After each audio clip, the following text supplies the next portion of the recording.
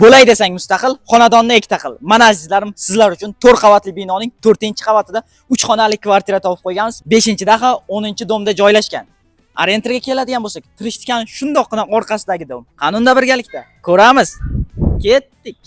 Bismillah. Mana azizlarim, xonadonimizga kirib oldik. Kirganimizda mana shunday prixoshkamiz kutib oladi. Bu kvartiramiz 3 xonadan iborat. Mana birinchi xonasiga o'tib olamiz. Birinchi xonamiz detskiy spanli, ko'rib turibsiz, remontlari o'rtacha holatda. Agar oladigan bo'lsangiz, yana o'zingiz uchun chiroyli holat keltirib, ta'mirlab olsangiz bo'ladi.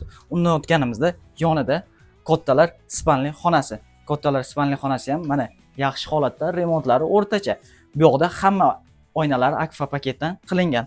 Undan chiqqanimizda bu yoqda zal qismi. Zalimiz ham katta, keng, yaxshi holatda turibdi. Bu yoq domimizda garadskoy otopleniyalar zo'r ishlaydi dedi. Bu yoqdan chiqqanimizda undan keyin tualet vannalari alohida joylashtirilgan. Sanzel qismi mana ko'rib turganingizdek aristonlarni chiroyli holatda o'rnatib qo'yilgan. Bu yoq dush qismi.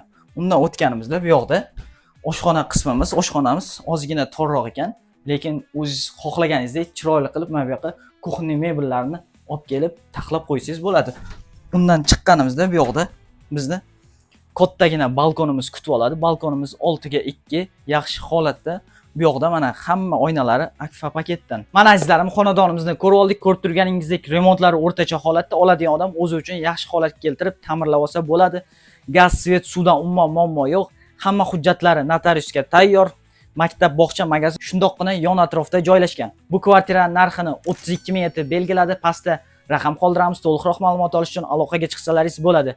Mana shu rayondan 3 xonali kvartira qidirib yurgan tanishlarga bu videoni yuborib qo'yamiz. Bizga obuna bo'lishni unutmang.